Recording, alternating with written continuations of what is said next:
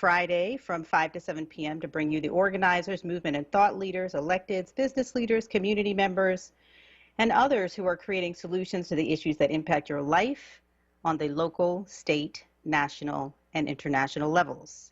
I am your host, Amani Braxton, and on the boards tonight is technical producer and engineer extraordinaire, Troy Wilmore. And tonight we will have a couple of guests joining us. First, we will have Melissa Hayslip, producer of the documentary film, Mr. Soul, which has won 19 awards and documents the groundbreaking show, Soul, that was created by her uncle and produced and hosted by her uncle.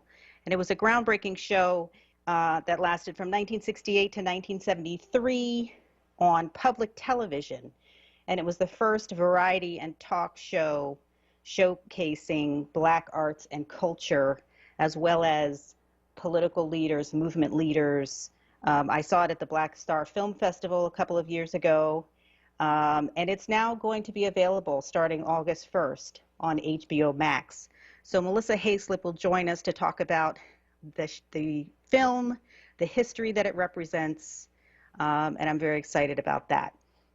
Later on in the show, we will have the owners of Circle Compost, which is one of the composting firms that has been that is participating in the city of Philadelphia's design and rollout of a public composting program, which will be happening in the coming months. And so they're going to be coming on to talk about the importance of composting and what the city is planning. So I'm very excited to have them on the show to talk about that. It'll be Michelle and Dave from Circle Compost. And of course, our most important guest each week is you, our listening audience, and we invite you to join the conversation on Facebook Live, on Twitch, by calling in. You can call 215-634-8065 or 1-866-361-0900. You can also stream us live on wordradio.com.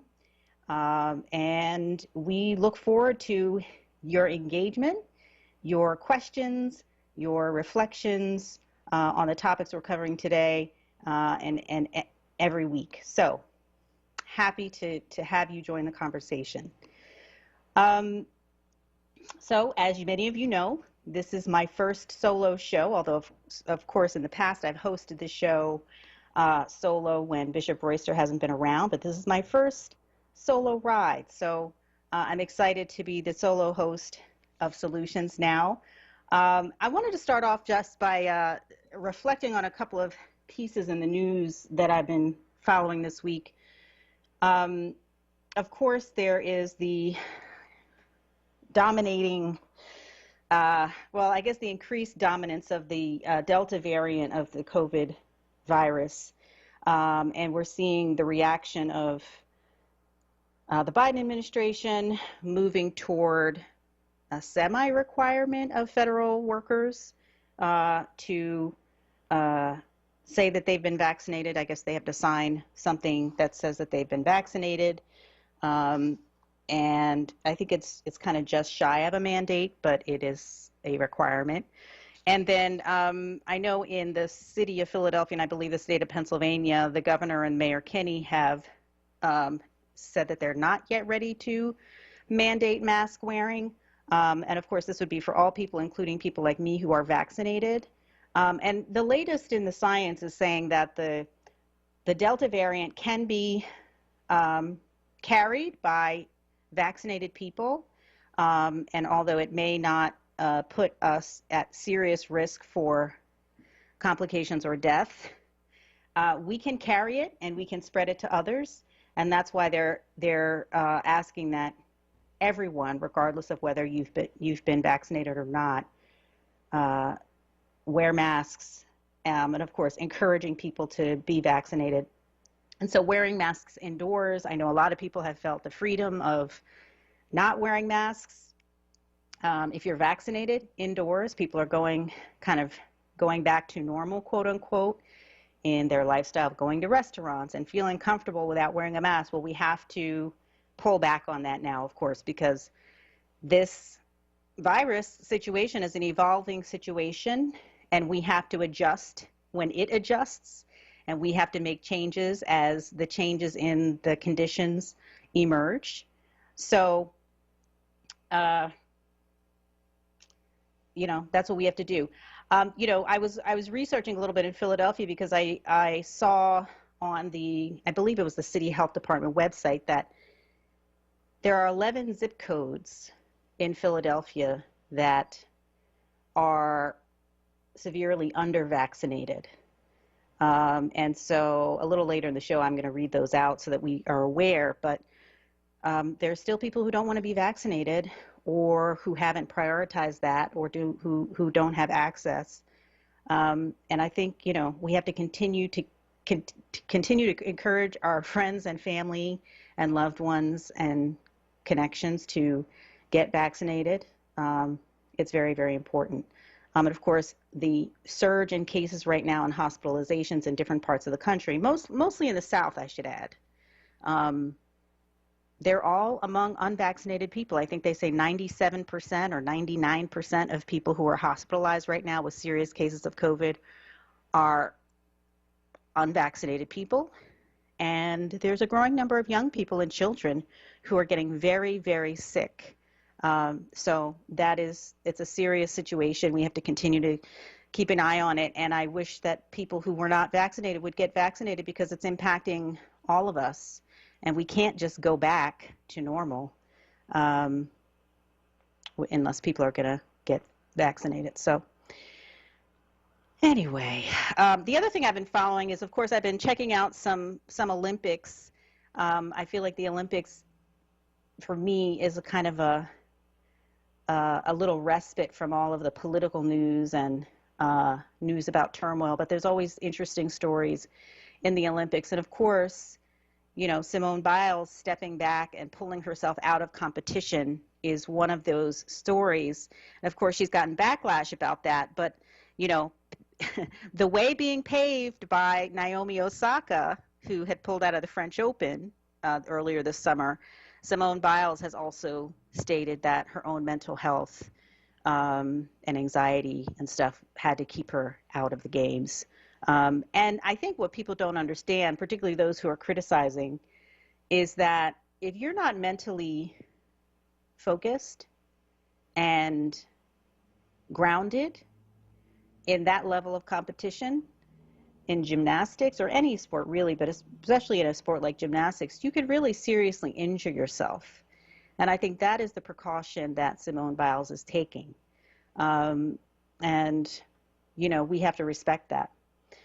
So I think, both she and Naomi are really opening up the conversation around mental health in sports, in professional sports, and elite high-level sports.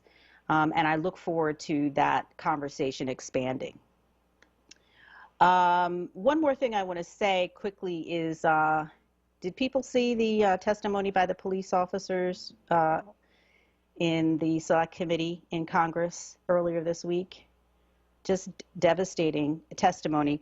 I think what was so powerful for me is hearing Officer Dunn, the black officer, use the N-word on national television live to portray how he was addressed by these rioters and these insurrectionists, these white supremacists at the Capitol who were part of that mob.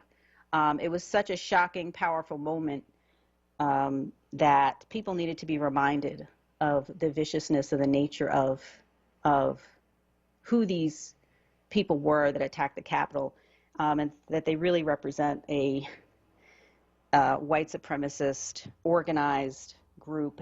And I look forward to seeing how the committee really unfolds its investigation to see who funded who was behind this whole organizing and this movement to bring people to the Capitol on January 6th, because it was clearly planned, well-funded, and then, you know, perhaps poorly executed, but did a lot of damage. And those officers and their testimony really painted the picture viscerally for the American audience. So I'm looking forward to following that. But look, looks like we have Cliff from Connecticut on the line. Hey, Sister Braxton, thanks for taking my call. I'll get right to the point. First of all, miss the pastor, the bishop, and so I wish him the best of luck. He was a great part of the show, you know, but maybe Brother Troy can fill in, you know, at least with me on this issue, because I like to get his response as well as best possible. But you're absolutely right. And when you speak of mental health, let me say this, is that Hank Aaron, you know, Serena Williams, Muhammad Ali, they all could have said and dealt with mental health when it comes down to racism, because that's exactly what these two sisters had to deal with, in my opinion, you know, and along and as well with that police officer, you know. So with the racism in this country, you know, when it comes down to declaring that racism is a health issue, which it should be on a national level and supported by government, we should have time off from our workplaces. We should have free health care. We should be able to have resources in which we can have some type of therapy, because look what we have been dealing with over 400 years of the racism. And you know what's even worse? To have white people to undermine and disrespect that black police officer and other police officers, and to see what they have to deal with, not only the racism that they have to face out in the street from the public people, but they also have to contend with the racism within their own department from their co-workers. So black police officers, Philadelphia, urban areas, anywhere, you know, need the support. And talking about mental health, you know, look what they have to deal with. So I'm simply saying is that mental health impacts all of us as black people because of what we've been through and continue to go through, in my opinion. Absolutely. I 100% agree with you, Cliff. And, you know, it's interesting because, you know, I do a lot of work in organizations as a part of my regular work. And I work with a lot of black employees and employees of color in majority white organizational circumstances. And they're dealing with a lot of the stress and pressure of racism on the job, as we all know, those of us who work in those kind of environments. And they have to deal with things like, you know, microaggressions, gaslighting, not getting promoted, or being perceived, if they're being assertive, being perceived as too aggressive, or, you know, a whole variety of things. And it really messes with your mind. It really messes with your emotions and your heart. So it's everywhere. And I think it really is high time that people see racism as, you know, for the mental health impacts that it, of course, has always had. So thank you for that, Cliff. Well, look, we're up on our first break. On the other side of this break, we'll be hearing from Ms. Hayslip, the producer of the award-winning documentary, Mr. Soul. You are listening to Solutions on WURD with Amani Braxton. We'll be right back. Now, a traffic update on WURD Radio. Good afternoon. Watch for a disabled vehicle on the Vine Expressway westbound at Broad Street. It's off to the side, but we got delays going back to 95. Eastbound Vine backs up 76 to 95. Schuylkill Expressway, that's heavy. Boulevard to the Vine Expressway. And westbound, we back up University Avenue to the Vine. Also City Avenue out to Belmont. 95 northbound jams Naaman's Road out to Highland Avenue and the Vine Expressway to Bridge Street. 95 south backs up Ridley Park to Highland Avenue. We've got some delays on the Boulevard. Northbound side 76 to Broad Street. The Blue Route backs up northbound between 95 and McDade Boulevard. Report brought to you by America's Best Contacts and Eyeglasses. Don't overpay for glasses. Get 2 pairs and a free exam for just $69.95. The exam alone is worth $50. That's not just a better deal, it's America's Best. Book your exam online today. In certain states, eye exams are provided by independent ophthalmologists. See stores for details. And for more traffic information, log on to sigalert.com. I'm Jason Lee with your Philadelphia area traffic. At Bank of America, we're helping to meet the need for more affordable housing through community development banking. I'm Jim Dever, President of Bank of America, Greater Philadelphia. My teammates and I are deepening our commitment to help meet the affordable housing need. Here in Greater Philadelphia, we're also collaborating with Habitat for Humanity Philadelphia to expand options for more people. What would you like the power to do? Bank of America N.A. member FDIC, equal housing lender. Want the latest in Word swag? Check out the shop tab on WordRadio.com. Hoodies, tees, and more in a variety of colors. The shop tab on WordRadio.com. Show the world that you're all about black. Talk Media. You're listening to Solutions exclusively on Word Radio, 96.1 FM and 900 AM WURD. Welcome back to Solutions. This is Amadi Braxton, solo hosting the show. Do we have Ms. Hayslip on the line? Okay, she hasn't joined us yet. I think she's calling in from the West Coast. Well, continuing on with the question about racism as a factor in our mental health and as a something that can cause trauma. One of the things that struck me too by what the Capitol officer Dunn was talking about is he said that no one before had ever called him the N-word while he was in uniform.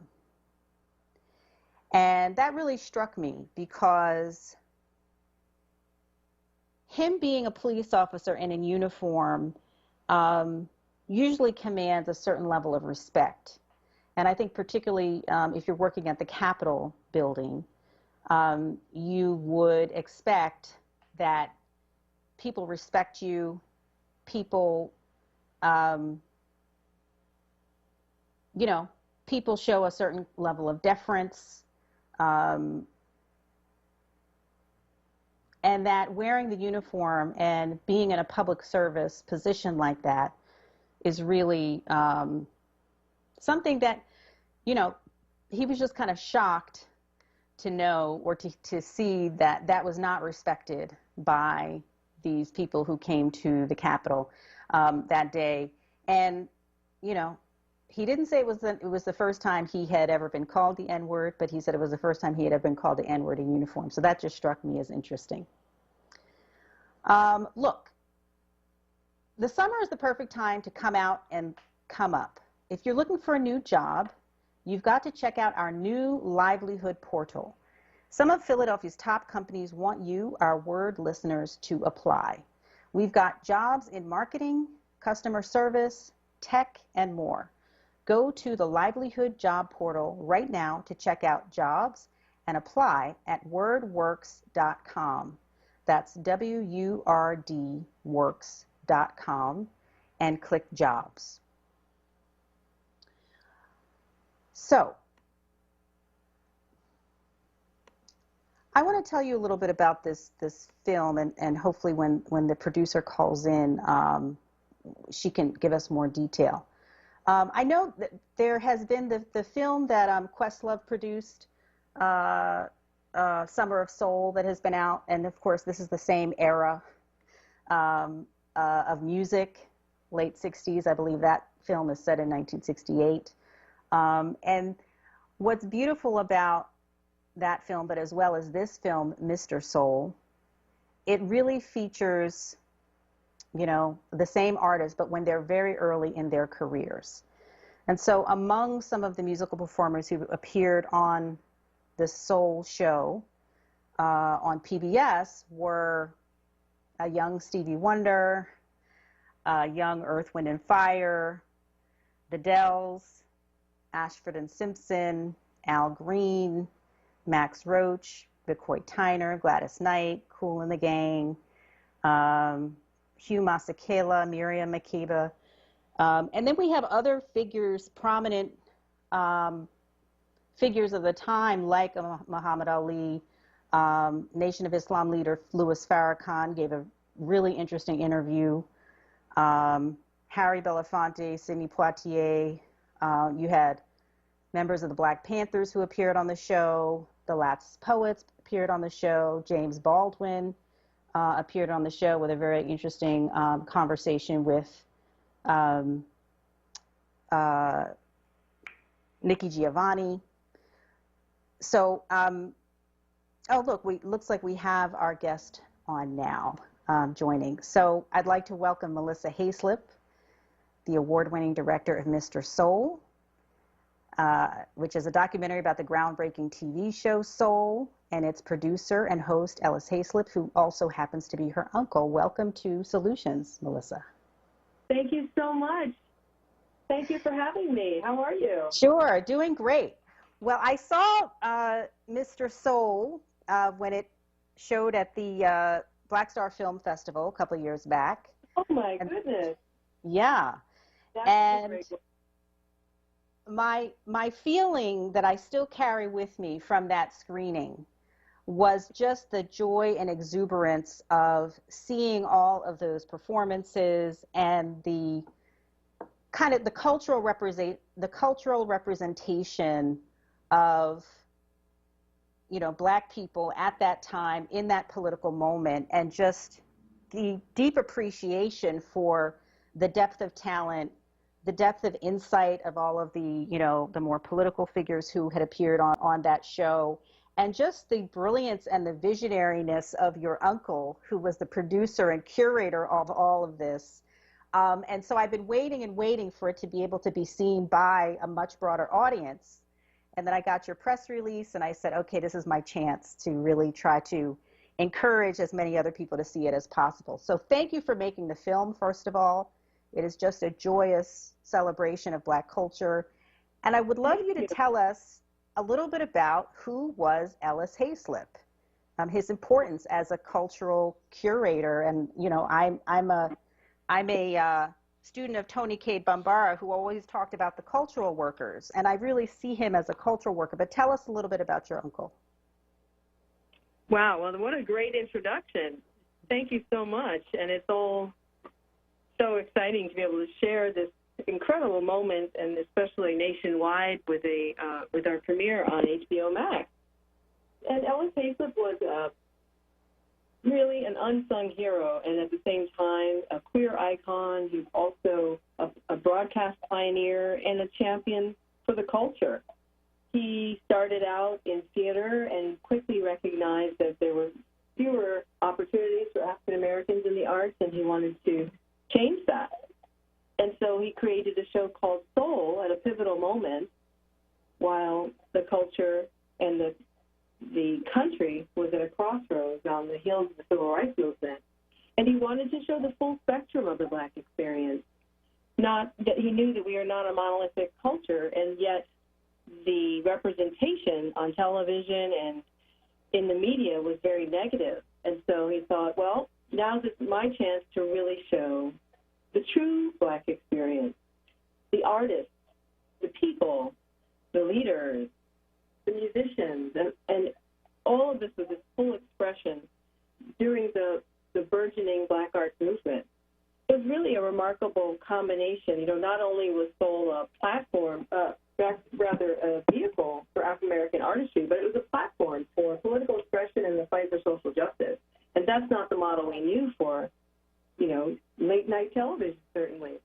So on the one hand, he was changing the landscape of television. On the other hand, he was kind of helping us to redefine ourselves on this American landscape.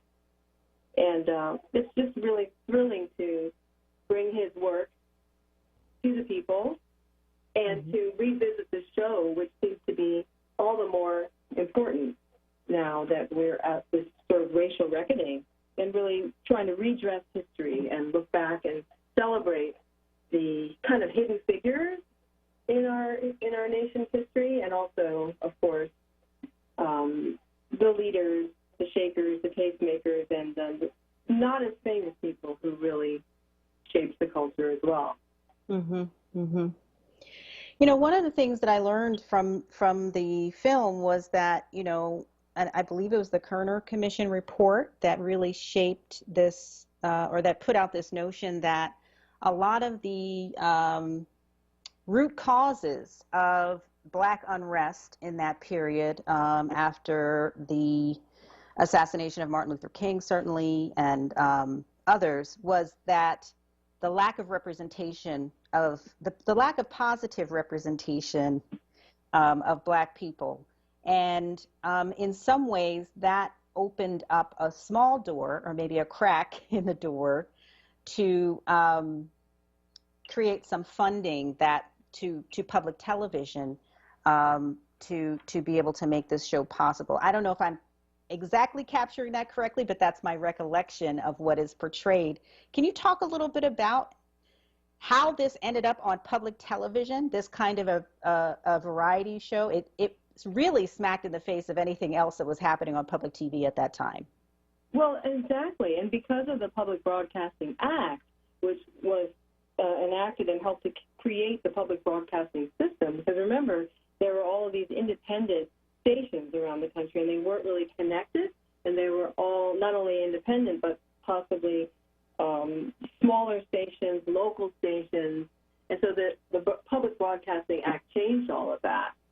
And so it was a really critical moment to get not only local messages, but to create a national Black audience in this case. And so to have a show like Soul on the air on public television was really kind of brilliant, because it was a brand new platform.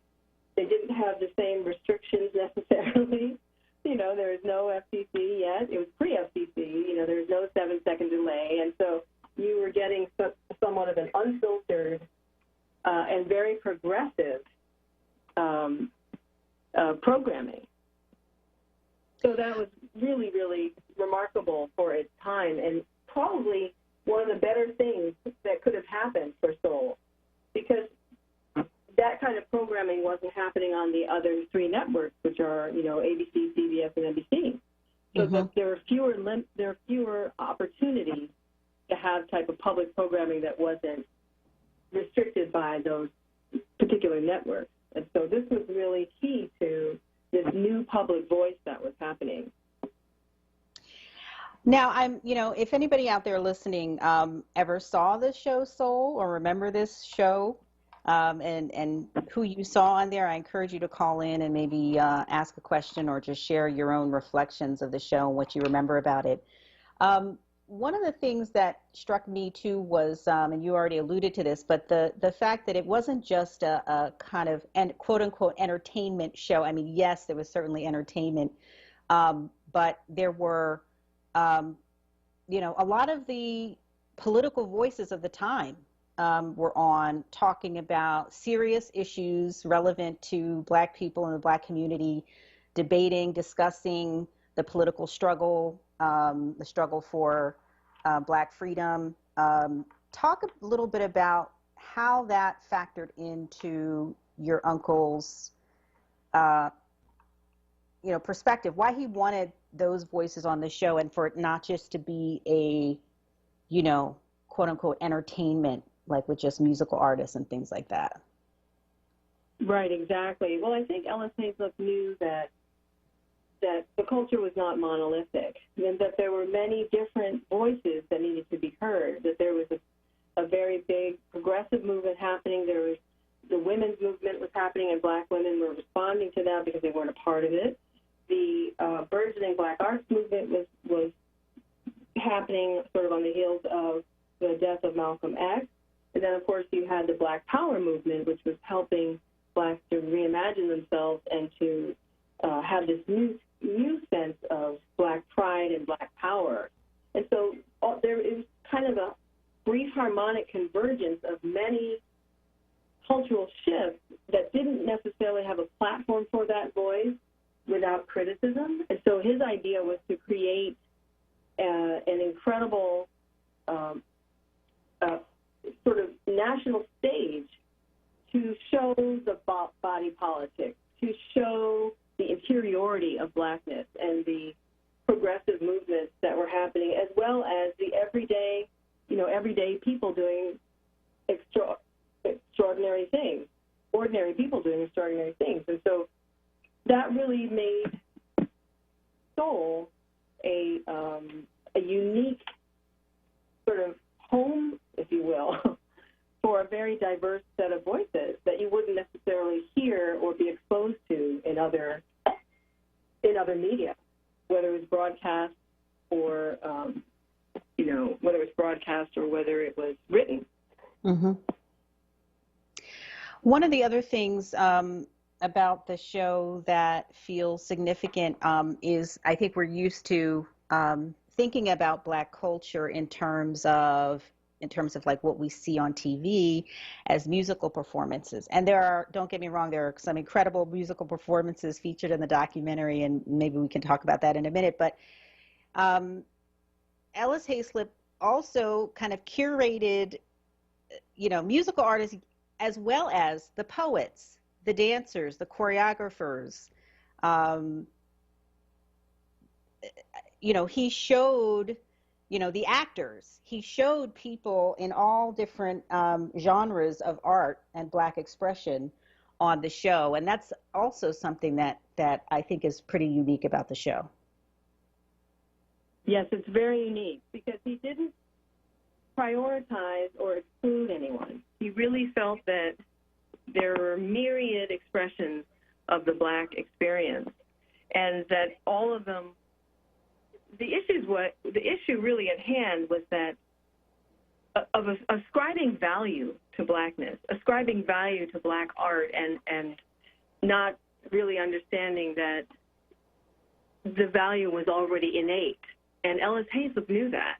He knew that he wasn't seeking validation, or the biggest difficulty was trying to help the greater public understand that there should be a way to create Black institutions, and that Black institution building was what he was doing, that he was demanding respect for Black dance as equal to, the New York City Ballet, or that soul music or gospel music was the floor of Black pride, and therefore it was just as important and significant as Beethoven.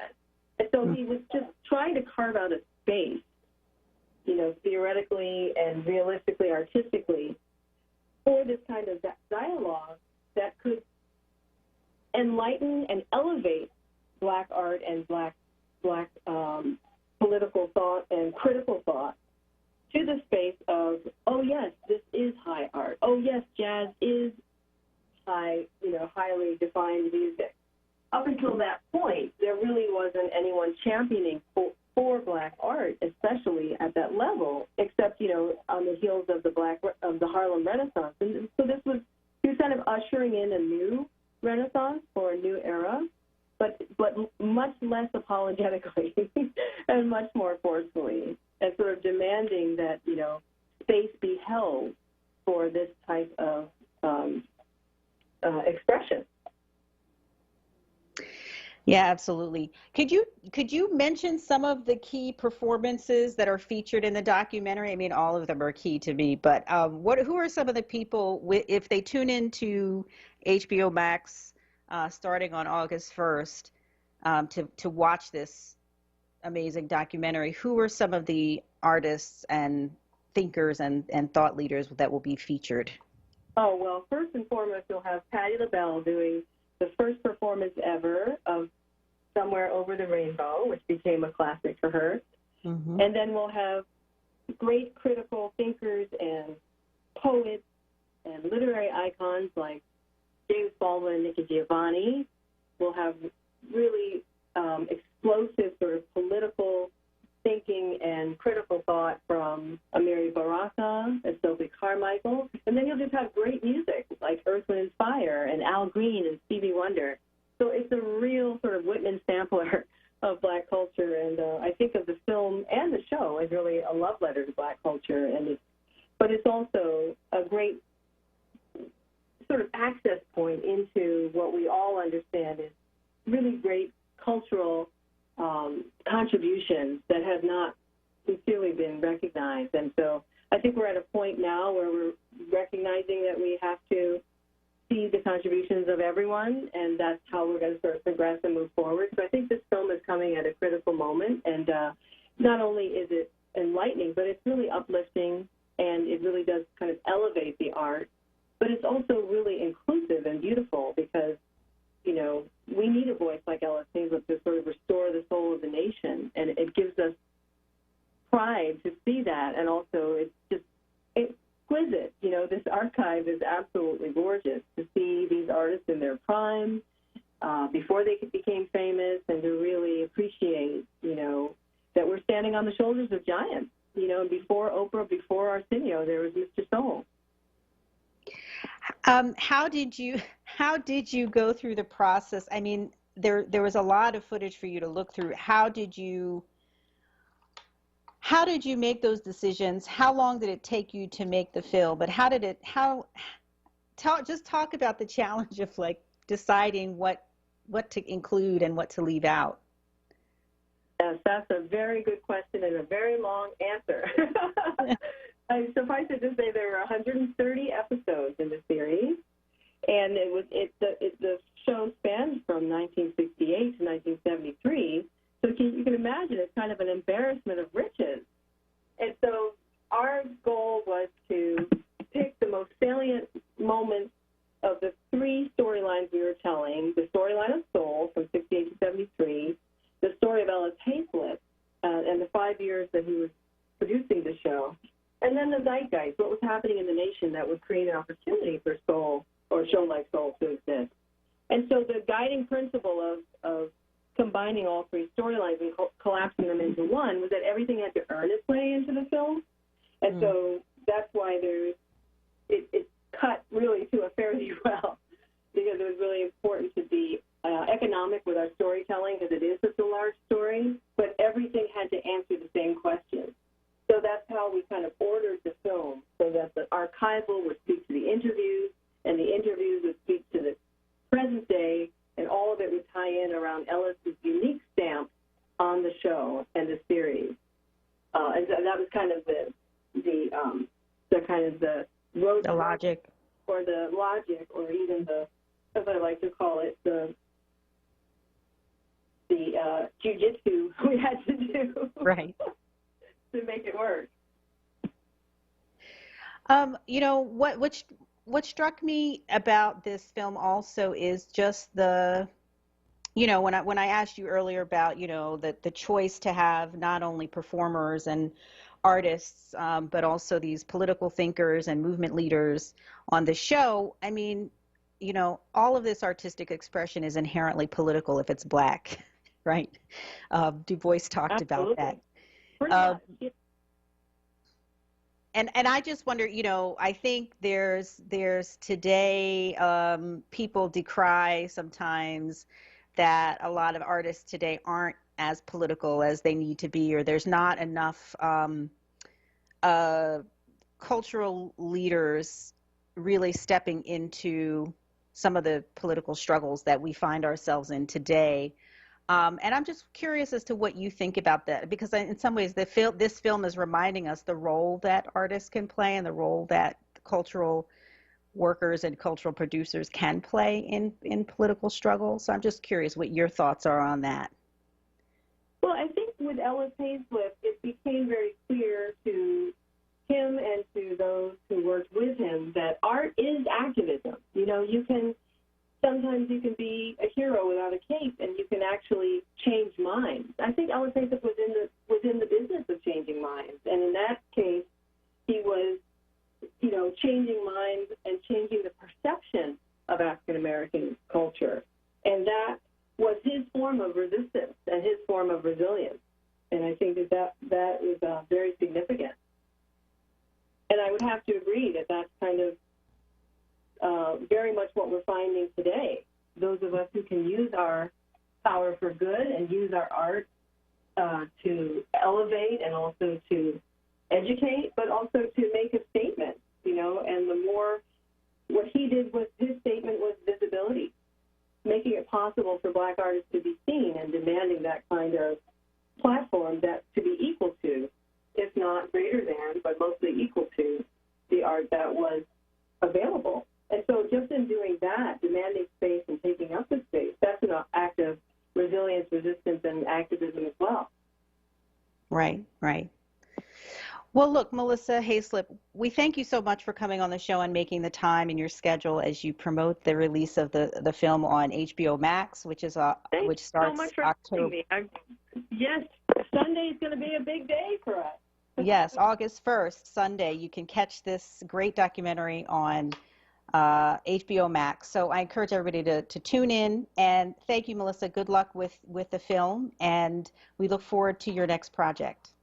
I thank you so much. It was great meeting you, and thanks for letting us share our story. All right. Take care. The time is now 5:48, and the temperature is, what is the temperature? 85 degrees here in Philadelphia. This time in temperature check is sponsored by SEPTA. From safe to seamless, convenient to contactless, and local to express, SEPTA is the Philly way to go. Plan your trip at iseptaphilly.com. You're listening to Solutions. We'll be right back. Now, a traffic update on WURD Radio. Good afternoon. Watch for some delays on 95 southbound Cottman up to Girard Avenue, due in part to a disabled vehicle that's been cleared out of the way. More delays 95 northbound Namens Road to Highland Avenue and the Vine Expressway to Bridge Street. Schuylkill eastbound, that backs up Boulevard to the Vine. Westbound jams up University Avenue to the Vine Expressway and City Avenue to Belmont. The Vine, that's slow eastbound 76 to 95. PA Turnpike now, we've got some volume eastbound between Willow Grove and Ben Salem.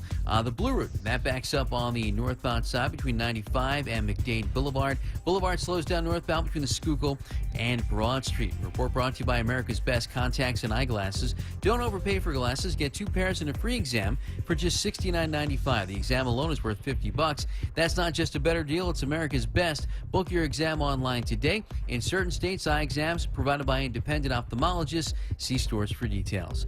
And for more traffic information, log on to sigalert.com. I'm Jason Lee with your Philadelphia area traffic.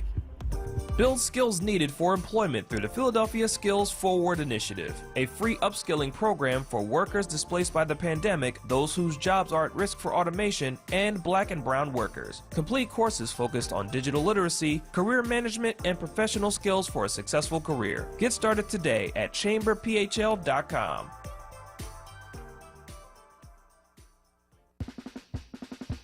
Kamasi Washington brings his fall tour to the Met Philly, one of only 6 dates on the East Coast. Don't miss Kamasi Washington October 20th at the Met Philly. Tickets on sale now this Friday at 10 a.m. Tickets available at Ticketmaster.com. The holistic colonoscopy. No IV sedation. Your colonoscopy is due. You don't have someone to drive you home. You don't want to drink the prep. You don't want to be sedated with the Michael Jackson drug propofol. Does that sound like you? Call Blake Gastroenterology at 215-849-4902. Visit the website www.jsblake.com and make your appointment today. Drive yourself home after the holistic colonoscopy. You're listening to Solutions exclusively on WURD Radio, 96.1 FM and 900 AM WURD. Welcome back to Solutions with Amadi Braxton. We were just talking with Melissa Hayslip, who is the producer of this labor of love about her uncle Ellis Hayslip, the creator and producer and host of the show Soul, that went from 1968 to 1973. The documentary is going to be available starting Sunday on HBO Max, and I highly recommend everybody check it out. It leaves you with so much joy, such a sense of pride, such a sense of possibility, actually, in terms of what the culture can bring, the power of cultural expression and artistic expression that we have in our hands, as sometimes we take for granted. It's such an incredibly powerful film, and I think it's a really nice companion piece to the Questlove picture, Summer of Soul, which has been out as well. But I really highly recommend this. And if anybody has seen the show, did you ever see the show back in the late 60s, early 70s? I encourage you to call in and share your recollection of the show. I spoke to my mother about it and after I saw the film originally, and she said, "Oh yeah, I remember that show. Show was wild. There was nothing like that on TV, on any other channel at the time." Radical Poetry by Amiri Baraka. Sonia Sanchez, I believe, is on there. Certainly Nikki Giovanni, and a bunch of other musical artists, but really, really powerful performances, interesting conversation, along with the story of the times, as well as the story of who Ellis Hayslip was and what kind of like a revolutionary, groundbreaking force he was. I want to give a shout out to those of you who are joining us on Facebook, on the Facebook live feed. I see Shannon Nicholson, Ed Miner. Let's see who else is on here. A bunch of other folks. I can't access all of the comments right now, but keep your comments coming on the Facebook Live. And again, to join the conversation on the phone, you can call 215-634-8065. We have Jay from North Philly. Yes. I'd like to know, did she mention Donny Hathaway? Because I know he was on that show. But when they would show the, I actually seen it on, I think, Channel 12 or one of the shows, one of the stations. Just a clip of Donny Hathaway. Do you know, did she mention, was Donny Hathaway a part of that show? She didn't mention it, but I believe that he did perform on the show. Did you ever see the show when it was on the air? Yes, but I was young. But I do remember watching Donny Hathaway, and he performed. And I don't know if she has that clip or that show. But I can't recall, but that stands out in your mind from when you saw it as a young person. How old were you when you saw it, approximately? Oh, God, I had to been, I probably 13, 14. But I remember it. What impression did it leave on you, that show? I'm a record collector right now. I collect records, over 3,000 records, and when I saw that show, it just got me in the mood just to buy music, and I love music. That's what motivated me to really get to love music, just to see that show, because it was interesting. Because you weren't seeing, there was nothing else on TV like that at that time. Is that correct? No, absolutely not. That was the show. That was the show. Yes. Right. Do you remember any other artists who you saw on there? I do remember Al Green. I do remember Al Green. Gosh. I can't. It's been so long ago, but I do remember Al Green. He performed really good. I remember, I think Patti LaBelle. I think she was on there also. I do remember her, Patti LaBelle. I don't know if Mandrill was on there or not, but I do remember Patti LaBelle. But Donny was the one that really stood out because there's really no footage of him. You can't find no footage of him nowhere. And if she has that footage, it's a gold mine.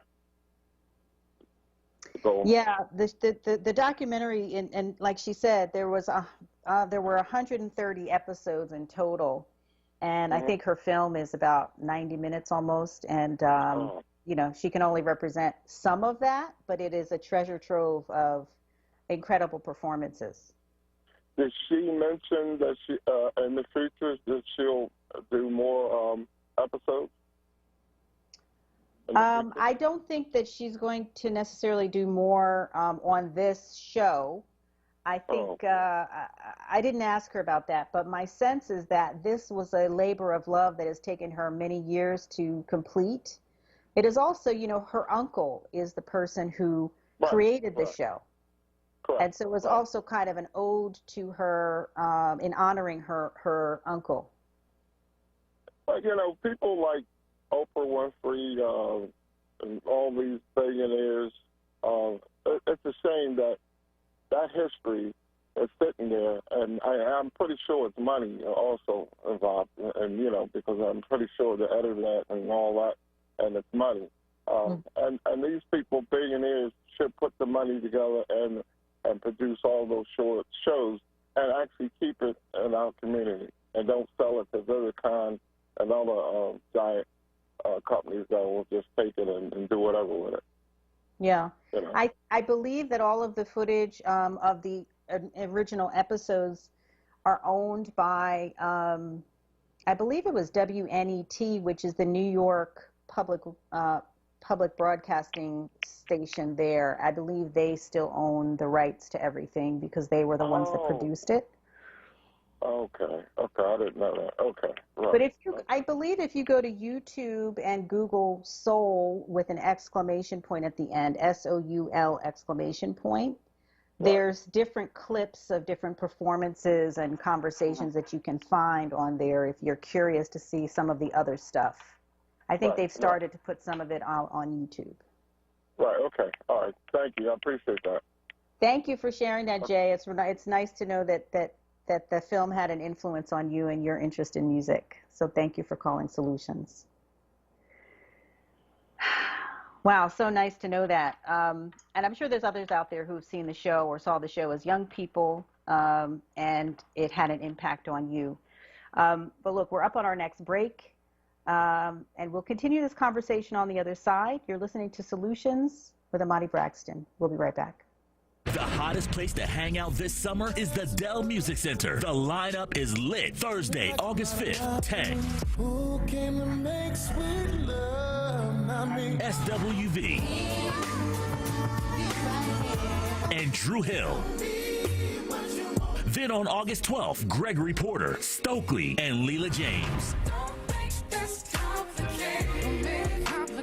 Then on Thursday, August 19th, Fresh Off versus the Isley Brothers.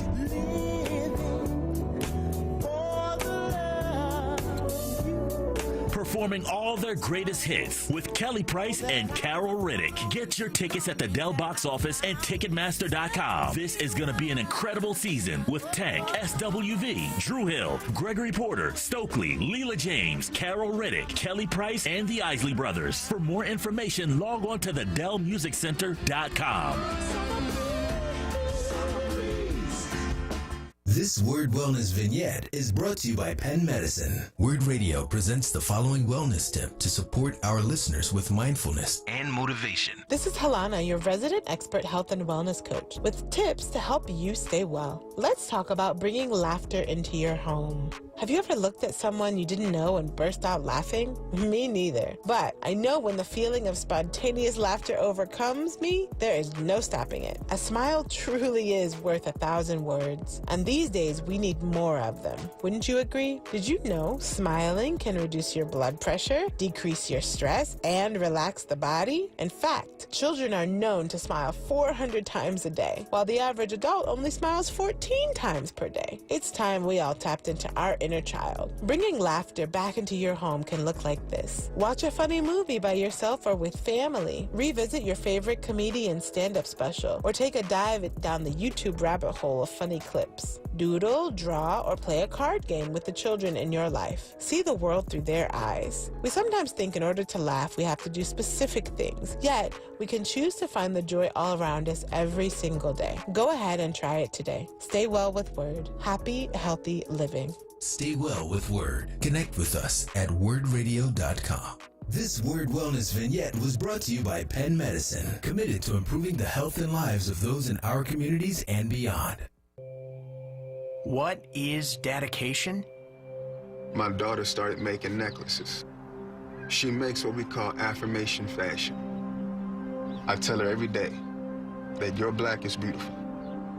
Your black is beautiful. And if there's anything better than being beautiful, it's being smart. And if there's anything better than being smart, it's being kind. And reaffirming that every day is our method of making sure her chin never drops. My dad wasn't around, and I remember riding a bike and falling off and cutting myself, and me never just wanting to get back on it. People ask, how your children learn how to ride a bike, and you didn't? I didn't teach them. I just created an environment where they taught themselves, and all I had to do was be there. That's dedication. Visit fatherhood.gov to hear more. Brought to you by the U.S. Department of Health and Human Services and the Ad Council. Stand with WURD Radio, the only black-owned talk radio station in Pennsylvania. Did you know you can join the Forward movement and amplify voices of the black community as a digital member for as low as $5 per month? Visit membership at wordradio.com or call 215-425-7875. We need you. Show your support. Start or renew your Forward membership today. Lifting every voice till earth and heaven ring. This is WURD Radio, 96.1 FM and 900 AM WURD Philadelphia. Black Talk Media. You're listening to Solutions exclusively on WURD Radio, 96.1 FM and 900 AM WURD. Welcome back to Solutions with your host, Amadi Braxton. I moved recently, just in the last week since our last show, and I now live near a church that plays church bells periodically throughout the day on the hour, so you may hear some church bells in the background, so pardon that. But where are all my Overbrook people at? That's the area of town I'm in now, so shout out to Overbrook and all those folks in the area. And yes, I'm tired, and I'm glad that I have my virtual WURD background, because otherwise you would be seeing the dozens and dozens of unopened boxes in my background. So yeah, that's what's happening over here. I want to give a shout out to Bishop Dr. Peggy Kendrick, again, Shannon Nicholson, who's really a WURD super fan, looks like, with lots of comments on Facebook Live feed. So thank you for that. And who else do we have out here? Ed Miner, Sonia Marie. Good evening to you all. Thank you for joining, and thank you for offering your comments and your input. One of the things that I lost in my move was my composting service.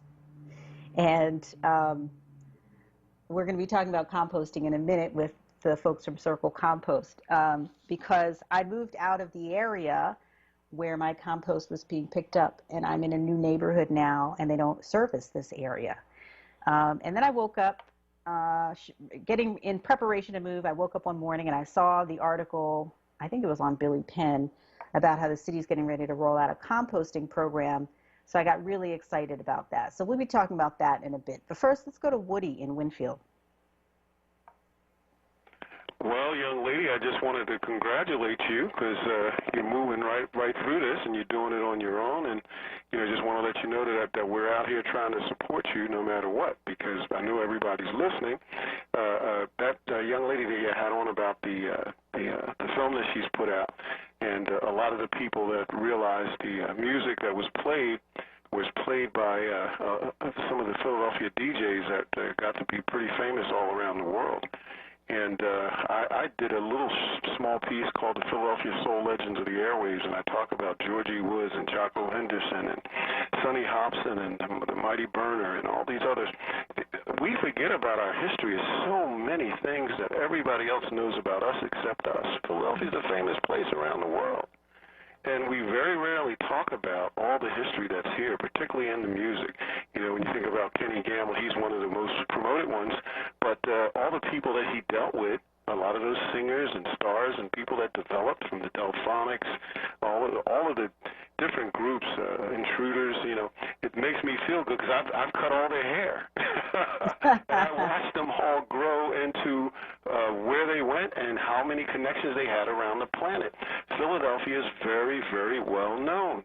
And I can't say that enough. I just want you to know that you're in a great place, Philadelphia. And the problem that we're having has always been education. I never forget the fact that this whole system is structured around the fact that the education doesn't look so good for a lot of the parents as well as the children.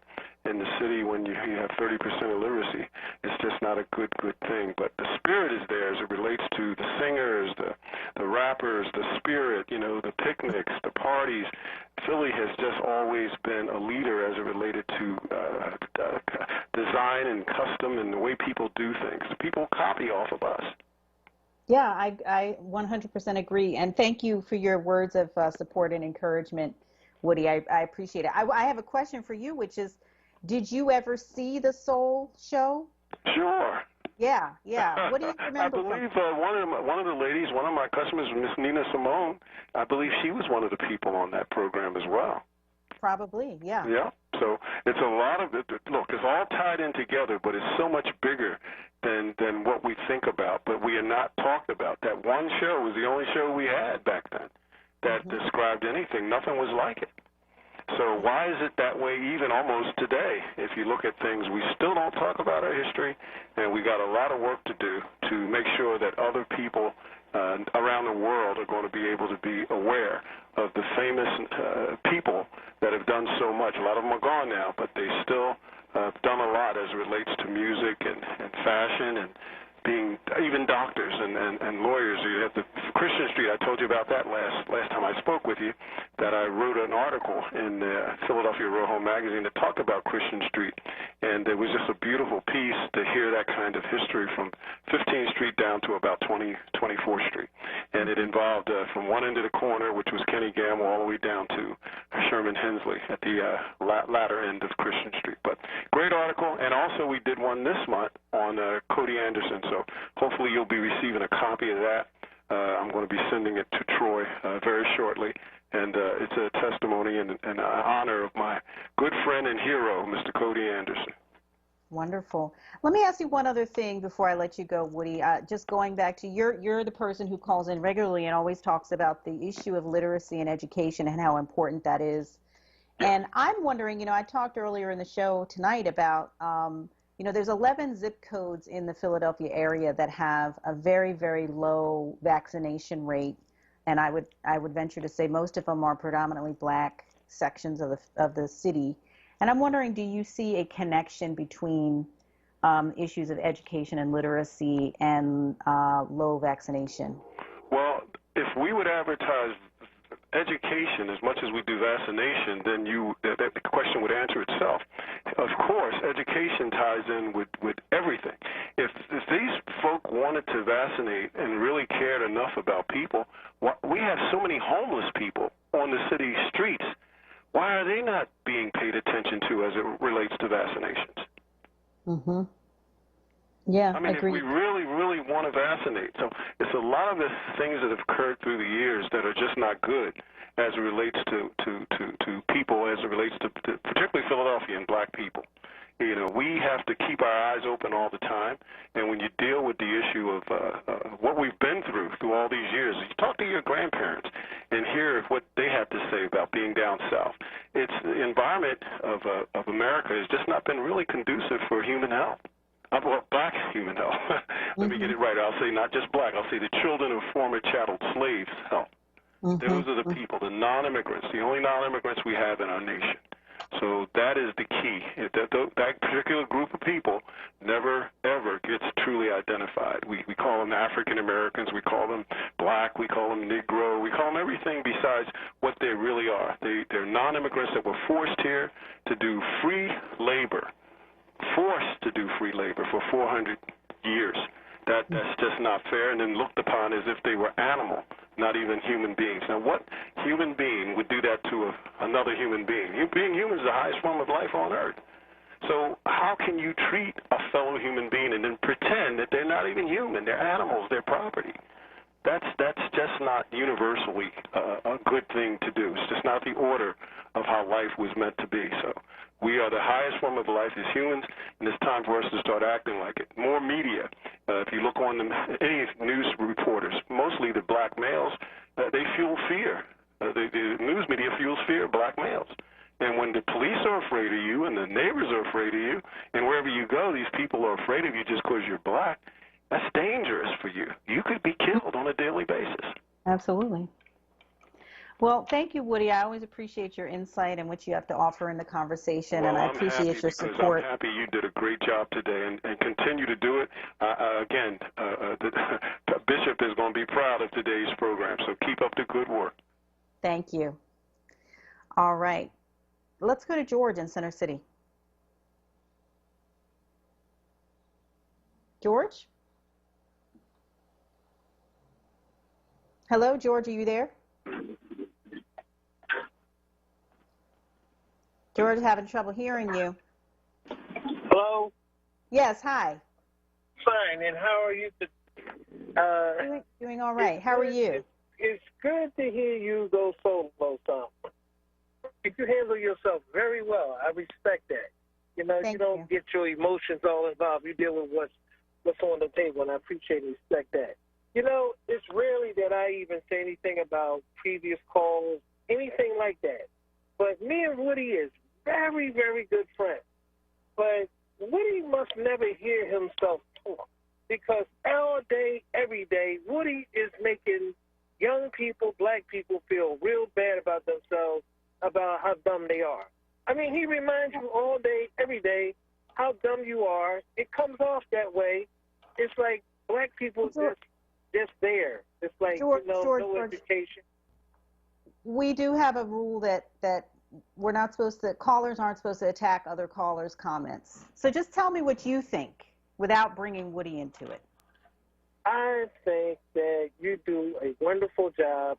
I like the way you dialogue. And, you respect callers and you respect people's opinion. And if one doesn't agree with you, you be agreeable to be disagreeable. I mean, I have a lot of respect for that. There's not too many hosts. To me, hosts that don't take calls are afraid of calls. They're afraid of questions because they feel as though they should have the answer to everything, and no one has the answer to everything. And I see that you handle yourself very well with that. You don't duck calls. Some people are loaded up with 1,000 guests just not to get one call. But advertisers, and the thing that supports this station is advertisers. If advertisers don't support and spend money, then we don't have a URD. And people got to understand that, not so much of listeners, it's called two-way talk. You understand that. Somebody taught you that well, that two-way talk is not guest talk. It's two-way talk radio. That's what it came about and made these advertisers and all make a lot of money. That's why you have all these different talk shows and all that there, because people want to hear about what's going on in their community, their neighborhood. They're not interested in they might be interested for a few minutes what's going on the West Coast. But everybody want to know what's, feeding in their backyard. And you always, try to keep the conversation going to what's local. And people appreciate and respect that of you because there's not too many Mary Masons around. As a matter of fact, there are no Mary Masons around because one thing about her, she didn't act like you was a friend or anything. She was only interested in the community. She was only interested in the station. And she was interested in what was happening about people, and she was going to bring it to your attention and how you dealt with it. And you're pretty close there, and I respect that. And it's not too many people get accolades of me saying how much I respect them, like them, anything, because I tell people real quick, your paycheck is your thing, and your paycheck is your life. I don't have to like you or tell you anything or praise you or kiss up to you because your paycheck does that. Just do your job. And I must say, you do it very well. You're not afraid. You don't be sitting up there praising people, kissing up, wearing knee pads and chapstick. You're a full-grown woman. And thank you, George. I appreciate that. I appreciate your comments. Let me ask you one quick question. Did you ever see that soul show that I was talking about back in the day, in the late 60s, early 70s? I never finished seeing it. I'd see it, like to be in and out seeing it, somebody calling you, interrupting it. But, I'm going to make it my business to see it today. And next week when you come on, I will give you I will make sure that I take 1 hour out, turn my phone off, which I never do, and deal with this here because it's something that I think needs to be dealt with. Okay, well, it starts on August 1st on HBO Max, so I encourage you, that's Sunday, so I encourage everybody to check it out. It's really worthwhile, and I think you'll really enjoy it. Thank you, George. I appreciate it. Stand with WURD. the only Black-owned talk radio station in Pennsylvania. Did you know that you can join the 4WURD movement and amplify voices of the Black community as a digital member for as low as $5 per month? Visit membership at wordradio.com or call 215-425-7875. That's membership at wordradio.com or call 215-425-7875. You're listening to Solutions, and we'll be right back. What's up, Philly? It's Sincerely Sarita. With so much uncertainty surrounding the upcoming school year, now is the time to take charge of your child's education and give them the tools to make learning fun and safe. Check out Commonwealth Charter Academy, which can make a difference in your child's life. Commonwealth Charter Academy, or CCA, is a K-12 public cyber charter school with nearly 20 years of experience providing a flexible, stable, online education in the comfort of your home. Enroll today at ccaeducate.me. Your child will receive 1, a world-class accredited education streamed directly into your home at no cost to you. 2, a laptop, headphones, assistance with accessing the internet and learning materials, all provided at no cost to you. 3, a safe learning environment with no bullying or security concerns. Join the nearly 2,500 students from Philly who already attend CCA. The school year begins September 8th. Enroll now at ccaeducate.me. Hey, WURD family, did you hear? It's official. The Colorectal Cancer Alliance just announced the new age for colon cancer screenings has been officially lowered to age 45 for everyone. If you are 45 or older, it's time to get screened. Go to wordradio.com and click on the Go to Know banner to register for your free at-home screening test.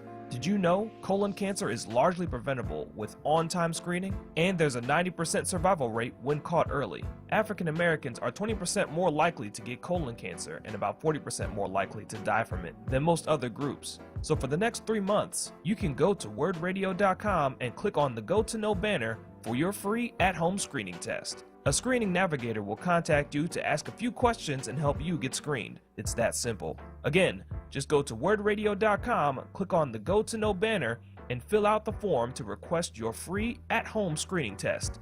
Go to Know today. Wake up and text. Text and eat. Text and meet up with a friend you haven't seen in forever. Hi. Oh, hey. Text and complain that they're on their phone the whole time. Text and listen to them complain that you're on your phone the whole time. Text and whatever. But when you get behind the wheel, give your phone to a passenger. Put it in the glove box. Just don't text and drive. Visit StopTextsStopWrecks.org. A message from NHTSA and the Ad Council. You're listening to Solutions exclusively on WURD Radio, 96.1 FM and 900 AM WURD. Welcome back to Solutions on WURD with Amadi Braxton, your host.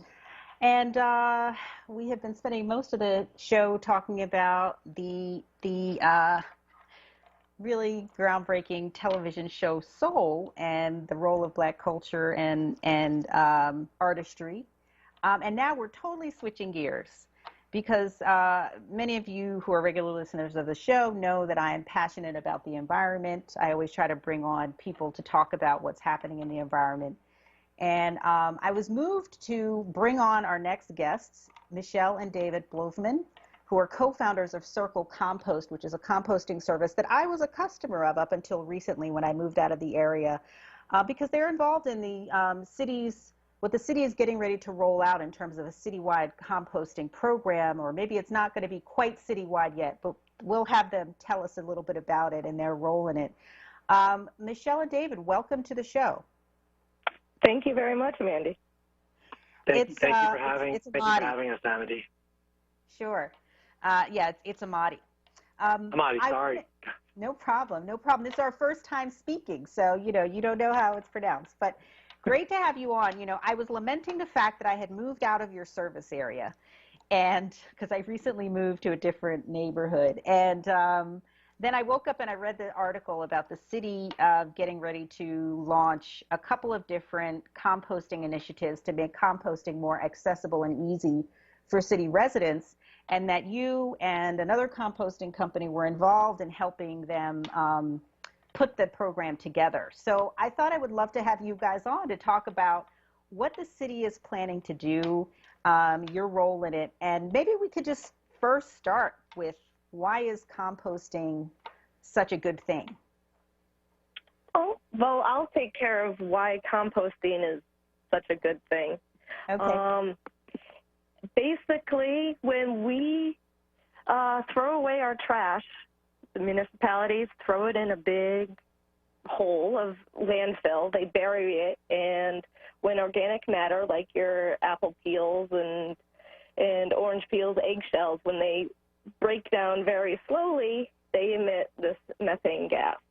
That methane gas is 30 times more detrimental as a greenhouse gas than even carbon dioxide. So when we bury organic ingredients, it's actually worse for the environment than what humans have been doing for thousands and thousands of years, is composting it, separating that waste out and maintaining it in basically open air piles, turning it into a soil amendment that you go when you put on crops, which acts like a fertilizer and makes better crops. So by taking that, diverting it from landfill, and bringing it to the cycle of gardening, basically there's no waste in the process. It is, and it's diverted from anybody else that has to pull it and dump it into a landfill. And it cuts down on methane, which is really critical in this time of climate change, and when we're trying to figure out how we can mitigate the things that contribute to climate change. This seems like a really important process. Thanks for that explanation. Go ahead. No, it's just in terms of Americans, the way we throw away our food, at least 30% of what's in our trash can is food waste that can be composted and turned into a usable soil amendment. Yeah. And now I grew up in a rural area, and I grew up in a household where we had a garden and we had a compost pile. And so I learned about this as a young person, but then living in the city over the years, I kind of lost touch with that, and then got into it again later on as an adult. And I had my own little composting, container in my little teeny backyard in my row house that I used to live in. But it filled up really quickly, and I had to keep it kind of in this semi-closed container, but that could get a little bit of rainwater in it. But I didn't want to just have a compost pile, because that would attract, raccoons and possums and all, other things. But I found that it wasn't enough, and so I needed a service like yours that I could get rid of more waste on a more regular basis. And I found that it really not only made me feel good about what I was doing for the environment and for the reducing landfill, I'm one person, but I felt good that I could reduce my landfill contribution and reduce the methane that I was individually putting out into the atmosphere. But also it had the extra benefit of not having me have smelly trash in my house for the week while I was waiting for trash day. And not have flies and stuff, attracted to my garbage can in my kitchen and things like that. So that's another benefit. I've always said composting, because I grew up too composting as a child, and it felt weird once you start composting. It's hard not to compost. It doesn't feel right to throw that stuff in the trash.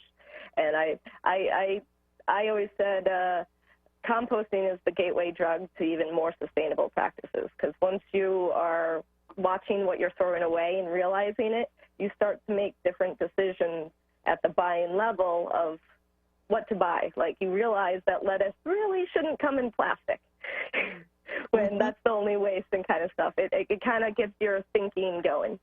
Yeah, absolutely. It makes you more conscious as you throw things in your trash can and you're separating things out in recycling and composting. It makes you think more. Absolutely. Well, let me ask you about. So light. Yeah. Let me ask you, and maybe Dave, maybe I can go to you on this. I want to know more about what the city is planning. I mean, I got very excited reading the article earlier this week, or maybe it was last week, about the city's plans, but You clarified when I reached out to you about coming on the show that this is not something that's happening right away. It's still being worked out. But I want to give our listeners like a foreshadowing of what the city is trying to do with a public composting program. I understand there's two different aspects to it. Sure. So, I can really mainly speak to our involvement. Sure. And you're correct that there are two very, very different things going on. Mm-hmm.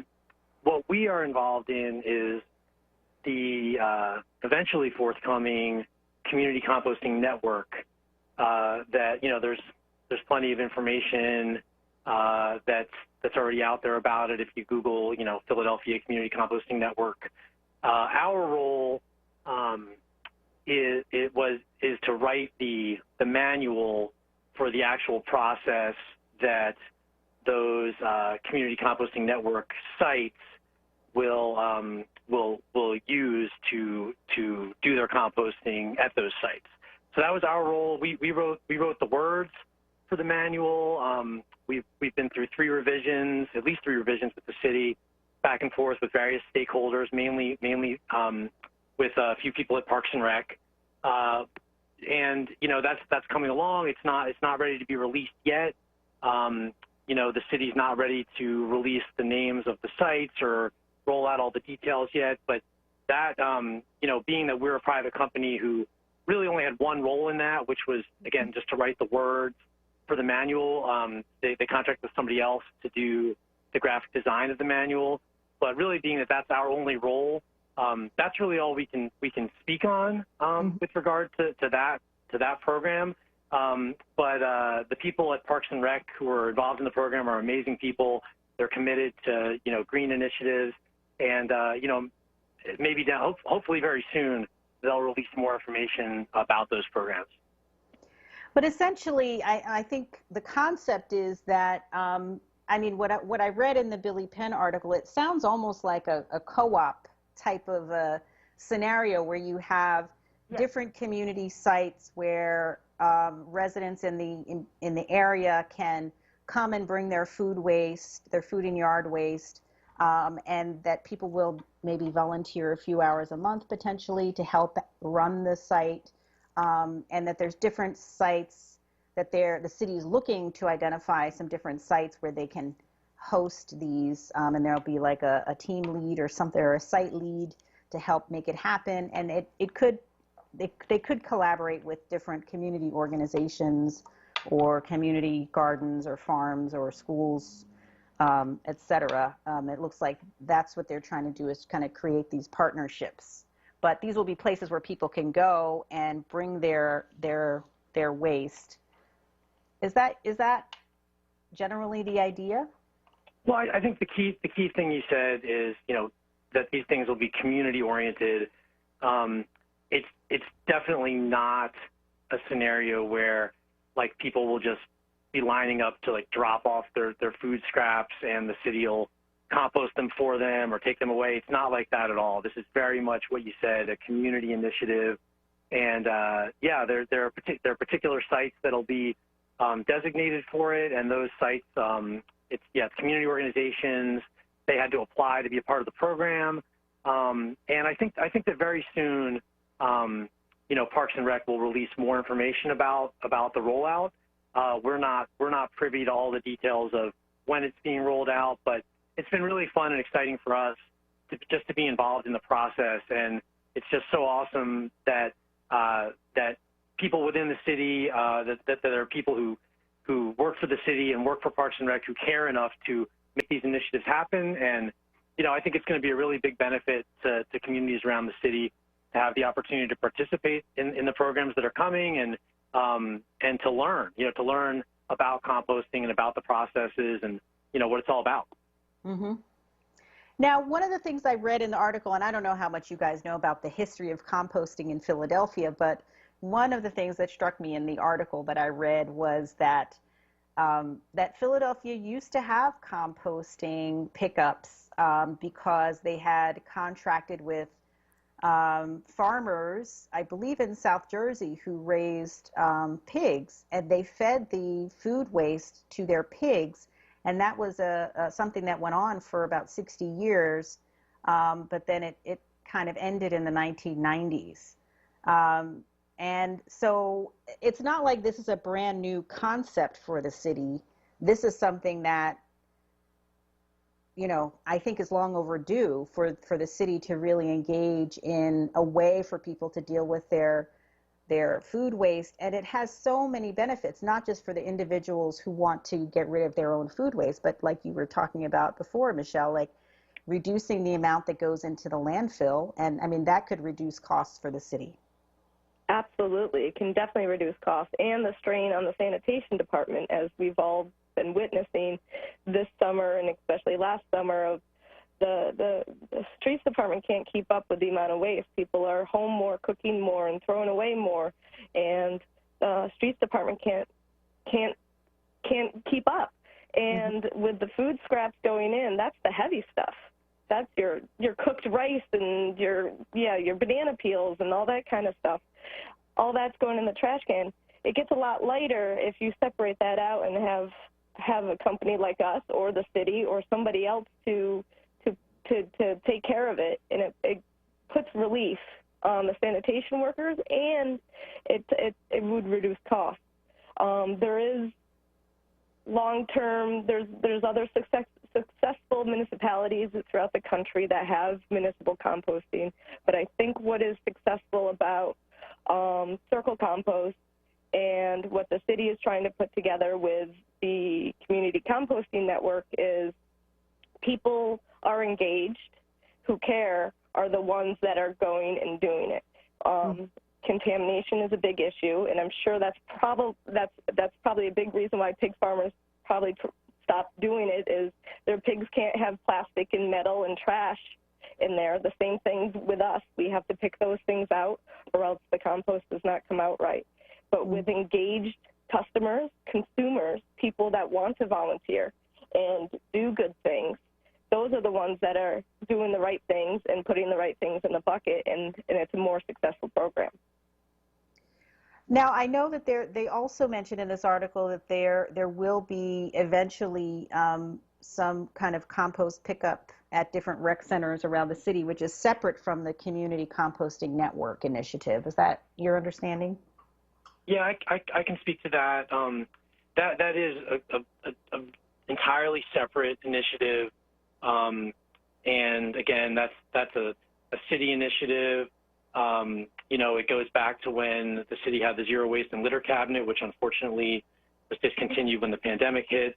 But you know, thankfully, there are still amazing people at Parks and Rec who have been working on that initiative. But it's entirely separate from the Community Composting Network, and it's not any kind of resident drop-off or anything like that. It's strictly an initiative to pick up any food scraps that would be generated at rec centers, and that's being done not by Circle Compost. It's being done by another company, and you know, anytime there's more composting that's going to happen, that's a wonderful thing. But you know, in the article that you mentioned that you saw earlier in the week, I don't know how hopefully it was clear for readers that those are two completely separate things. And, you know, the city will definitely be putting out more info about both the community composting network that we're involved in, and also, you know, whenever they can roll out composting pickup at rec centers, there'll be more information coming about that from the city as well. Okay. I have two final questions before I let you go. One is, what have you seen in terms of the growth in your business, in terms of like the growth and interest in composting? Have you seen an increase in that, particularly in the pandemic period? What have you noticed? That's absolutely. When the pandemic hit, when the city shut down, we also do commercial pickups at restaurants and cafes and stuff. You know, that first week, everybody was a stress case and worried, and we lost a ton of business just because restaurants were closed. And, you know, the panic set in, and like, oh my goodness, what's going to happen? But then the trash started piling up in the city, and people started cooking, and people started reaching out to us. The past year of growth has been incredible. People are looking for us. We do very little marketing. We're not the most social media savvy couple in the world, so we do very little marketing or sales or putting our name out there, and people are finding us because they care, they want to compost, they want to do the right thing. And we saw our growth explode in the past year. Mm-hmm. Wow, that's great. Yeah. It's great to know that more and more people are thinking about this. And so my last question is, what are the correct things that can be or should be composted in terms of food waste? But it varies for businesses and such like that. But residential pickup, we stick. My rule is, if it came from the earth, it can return to the earth. So basically, any plant, vegetable, fruit matter, whether raw or cooked, can go into the bucket. That the exceptions of that, eggshells can be included, paper towels. The city doesn't take pizza boxes that are greasy, but we do, as long as you rip them up and you put them into the bucket in smaller pieces. Coffee filters, some other thing. We can take pet hair, nail clippings, those kind of things. But the general rule is, if it's plant, vegetable, or fruit, in any form of those, they can go into the bucket and we can compost them. Okay, but no meat-based products. Yes, sorry. Yeah, we do not accept meat or dairy or high-fat items because where we have the piles, they are in the city. Just by nature, high-fat meat and dairy products tend to invite critters more often.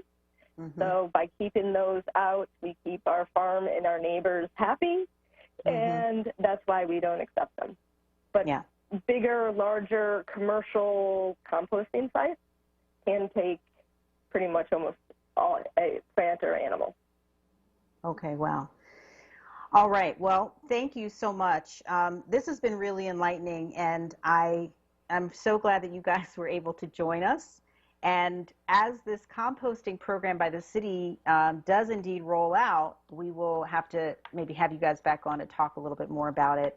I was trying to get somebody from the sanitation workers to also talk about the strain that they're under, because I think the point you made earlier, Michelle, is correct, that this could actually help reduce their load as well if more people in the city took up composting as a regular practice in terms of their municipal waste production. So thank you both for coming on. I really appreciate it, and we'll have to have you back. Please. Thank you. Right. Thank you so much. It's great being on. Thank you so much. Take care. You are listening to Solutions on WURD with Amadi Braxton. We'll be right back. Stand with WURD Radio, the only black-owned talk radio station in Pennsylvania. Did you know you can join the 4WURD movement and amplify voices of the black community as a digital member for as low as $5 per month? Visit membership at wordradio.com or call 215-425-7875. We need you. Show your support. Start or renew your 4WURD membership today. Tune in this Saturday from 5 to 6 p.m. for the Islam Today show, with a perspective on moral guidance and Islamic principles and values. Save the date. Thursday, August 26th for WURD Radio's annual Founders Day celebration, honoring the life of our founder, Walter P. Lomax Jr., MD. This year will be both in person and virtual. Stay tuned to WURD Radio and wordradio.com for more information. That's Thursday, August 26th for our annual Founders Day celebration. Exclusively on WURD Radio, 96.1 FM and 900 AM WURD. Streaming live on wordradio.com, the WURD Radio app, or watch live on WURD TV via Facebook and YouTube. You're listening to Solutions exclusively on WURD Radio, 96.1 FM and 900 AM WURD. Welcome back to Solutions. This is Amadi Braxton, your host, and just want to thank our last guests, Michelle and David Blufman, who are the co-founders of Circle Compost, who are involved in helping the city roll out their municipal composting work that they're trying to do. It sounds like the city is trying to get with the program and do the right thing around reducing municipal waste and being more responsible about how we deal with our food scraps and other organic waste, which will have tremendous benefit. I think it can lower the costs of the city's waste disposal, hopefully, and it can also be better for the environment and our atmosphere, and hopefully can take a load off of the municipal workers. And can benefit those who use compost to enrich their gardens. I mean, compost is extremely rich nutrients that you can add to your garden beds, to your plants, to your house plants, to your backyard, to your front yard plants that you have and flowers. It's extremely nutritious for plants. So, and I think this is part of you know, the environmental initiative that the city is trying to do. So yeah, we'll be watching.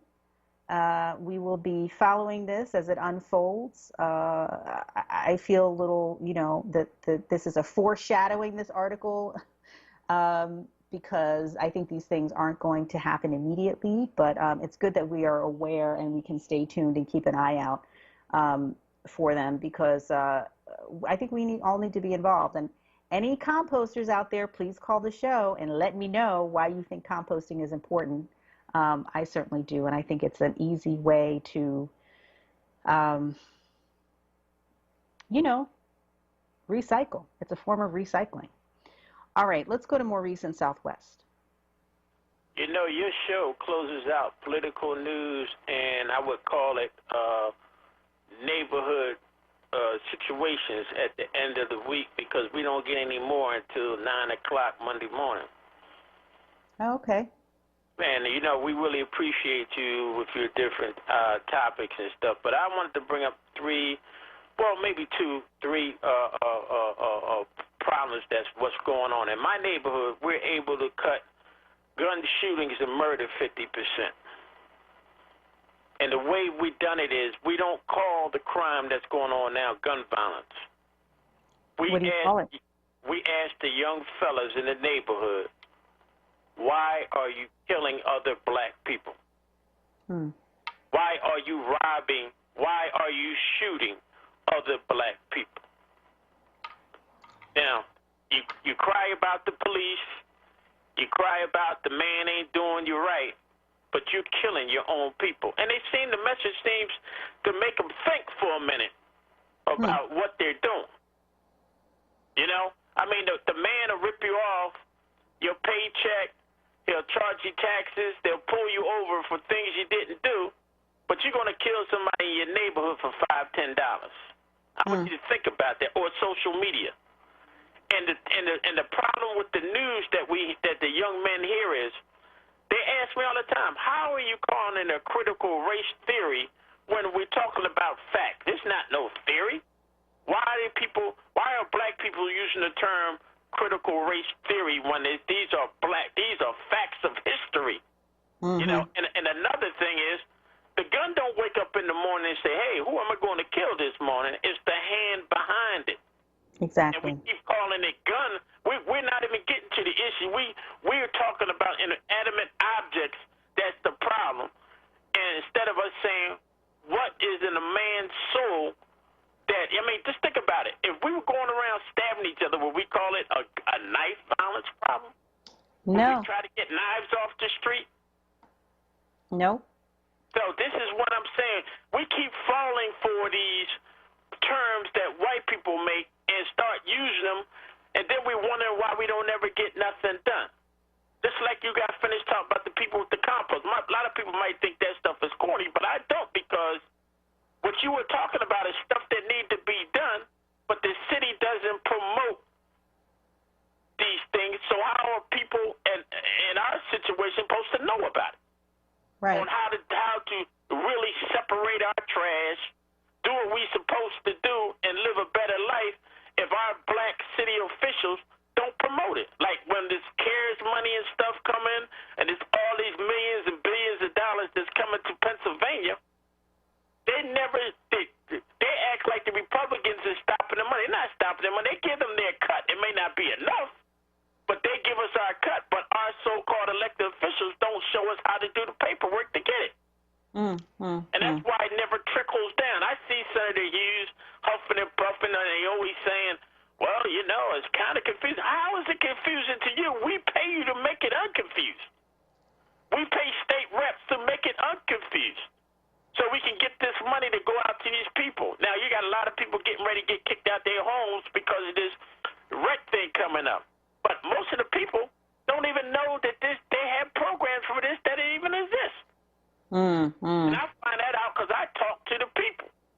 They know me from being a correctional officer, so sometimes they must think I've got some intelligence, but I really don't. I'm just like them. And they ask me, what's going on? Because they know I'm always talking about this station, and I'm always calling out politicians. And they say, well, I have never been to college. I just listen to what they say and see what they do with what they say, and they don't do it. And I appreciate you jumping around to different subjects now and then, because we don't want to hear murder 24/7. You know? But the thing I'm trying to say is, if they actually talk to the people, now all of a sudden certain people got an epiphany. Oh man, we need to talk to the youth. Well, you should have did that 2 years ago when we start having gun problems. Well, not see, I'm doing it. I got caught up in it. When we start having black on black crime, why aren't we talking to the young people? Why do you feel like you got to kill your brother? Or why do you feel like you have to harm your brother? We never ask the question of that. We just go right to the gun that can't answer back. Let me ask you this, Maurice, when you have these conversations with people in the neighborhood about them killing each other or picking up the gun, what is your response that you get? My response is, what else is there? We don't see any black stores. We don't see no feature. When you go on the avenues in the neighborhood, 52nd Street is not 52nd Street no more. If you walk from Hartford Avenue to Pine Street, you might find about 5 black Afro-American businesses. Everything else is somebody from either the islands or Asian or Arab. But you don't find anybody that's black. There's no more Mr. Leroy's. There's no more Mr. Jones stores anymore. And that's in the neighborhoods. Malcolm X said that at one time. He said at one time we're going to be in a situation where when we hand our money over to the person that's in front of us, they won't have the same melon as ours. And that's what's going on now. We don't want to deal with the problem. What our officials should be doing is putting money in the black business districts so that people can be doing entrepreneurship instead of spending our money with people who do not care about us. And this is all I'm saying is that I appreciate what you're doing. I know you're going to have lots of guests and different outlooks on us. But the thing is, will they ever get to the heart of the problem? Because I'll close with this. If you ever notice when a politician or a clergy talks, that's some clergy. Let me get that straight, okay? They talk. They always scream out millions of dollars. But we all know in our heart we'll never see a dime of it. Think about that. Well, thank you, Maurice. I appreciate your thoughts, and you covered a few things. I think I want to agree with you. One of the main things that you talked about was the lack of knowledge, the lack of access to information about things that are available, programs, resources, funding that is supposed to be available to people or supposed to be accessible to people. And a lot of people really don't know about it. It's just they happen to hear it by word of mouth. And I think that's a real problem, particularly when you're talking about city government processes and ways that people can access information. And I've always thought there needs to be ongoing public education, public service announcements about all the different things that are out there that should be available or that are supposedly available to people there needs to be real ongoing public information that breaks it down, explains how people can access it, explains how systems work. It's very complicated, you know, and I did go to college and I have trouble sometimes, you know, reading through and accessing resources for myself or family members. They make it so hard. They make the bureaucracy so intense that it's really hard for people to access. So I really want to just lift up that point that you made. And also to lift up, you know, and I've been talking about this for a long time, and Bishop and I together have been talking about just in terms of the violent situation. And, you know, just by the kinds of people that we've highlighted on this show last week, was it last week? Or I can't even remember, the week before perhaps, we had the gentleman who was launching the restorative justice program.